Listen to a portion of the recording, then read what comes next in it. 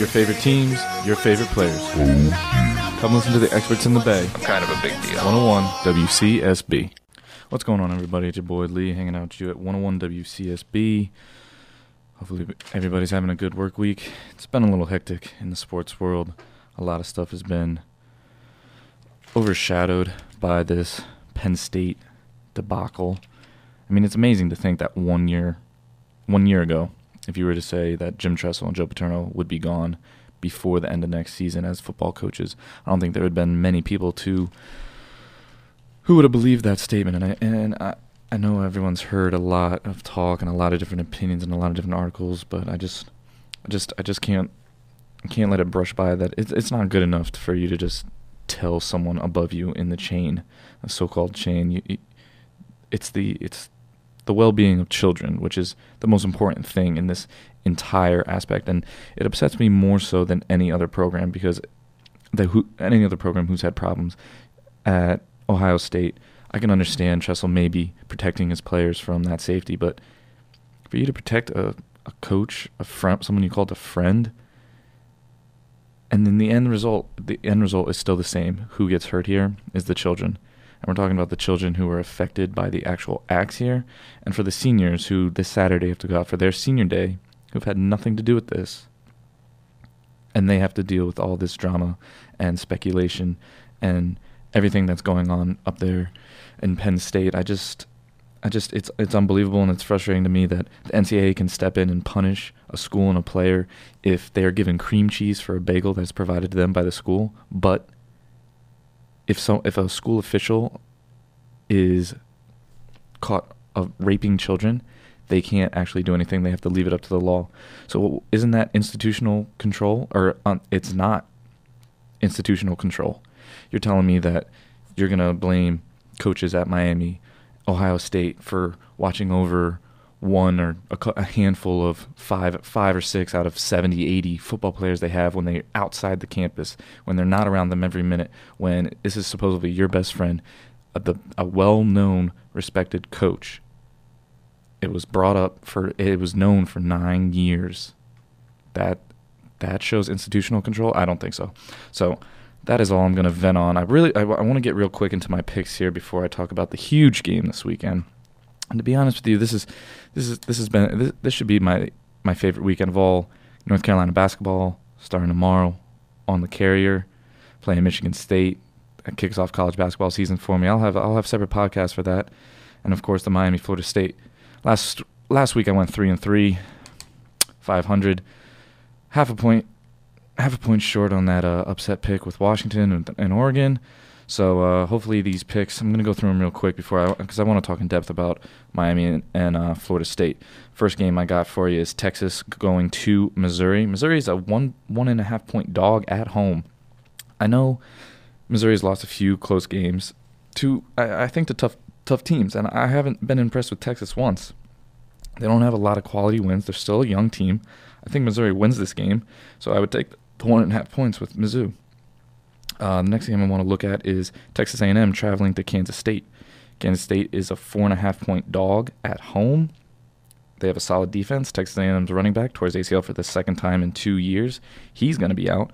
And I think Texas A&M is one of those teams that's reeling after a couple losses. Kansas State bounced back after a tough loss against Oklahoma with a very close loss at Oklahoma State. So I think these are two teams who are losing but going in opposite directions. I think Kansas State bounces back and wins this game. Next game I want to look at is Oregon at Stanford.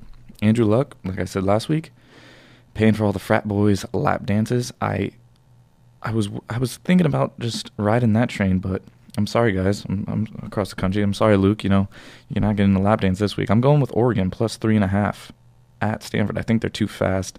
I think they'll wear down Stanford's non-athletic defense over 4 quarters. So I would take Oregon plus 3.5. Next one, Baylor at Kansas. Baylor's favored by 20 points. They have the number 2 passing defense in the country. Kansas's defense is still horrible.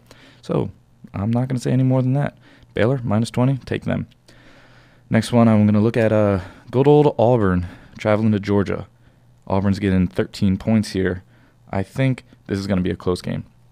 I know Georgia has bounced back from their early losses and they've looked better, but I honestly feel like Auburn's going to keep this game close and has a good chance at winning on the road. I know it's a payback game, but I still don't see a blowout. Georgia's too young to have a blowout. So I like Auburn plus 13.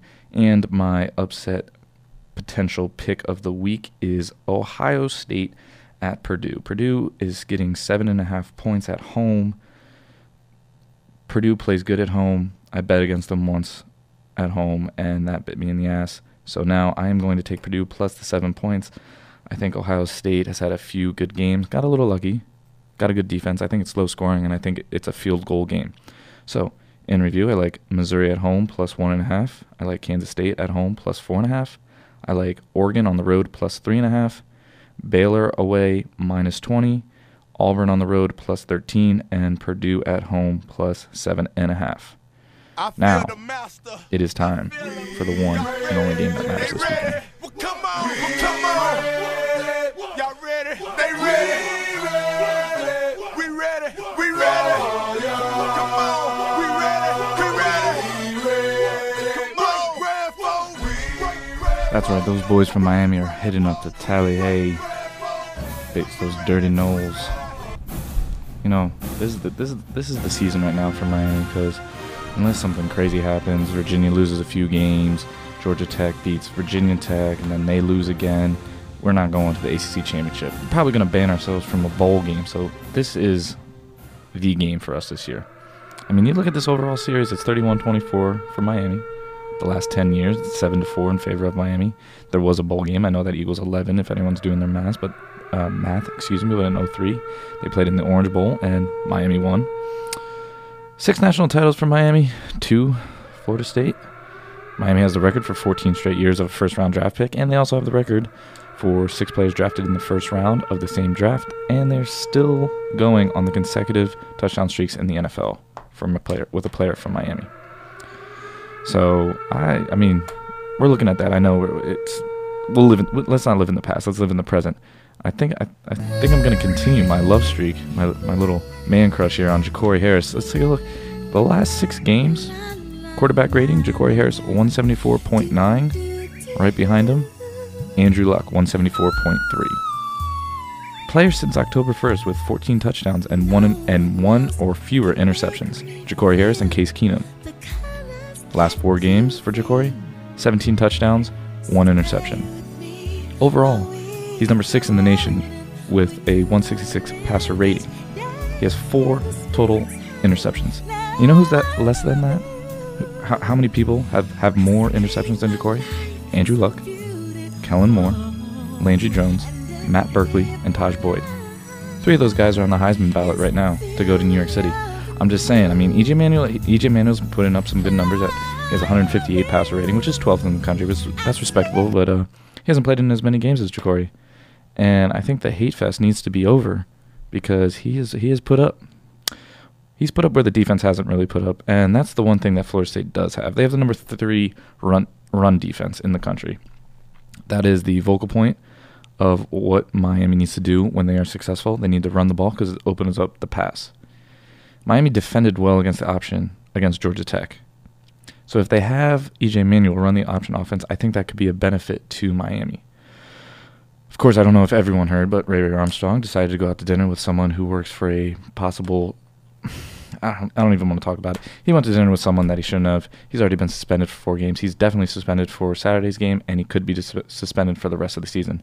Also, Jordan Futch, our only other senior linebacker next to Sean Spence, he is not going to be traveling with a shoulder injury. So the defense is going to need a miracle.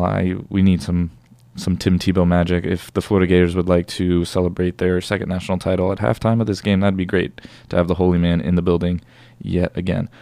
I think the key to this game is what's going to break.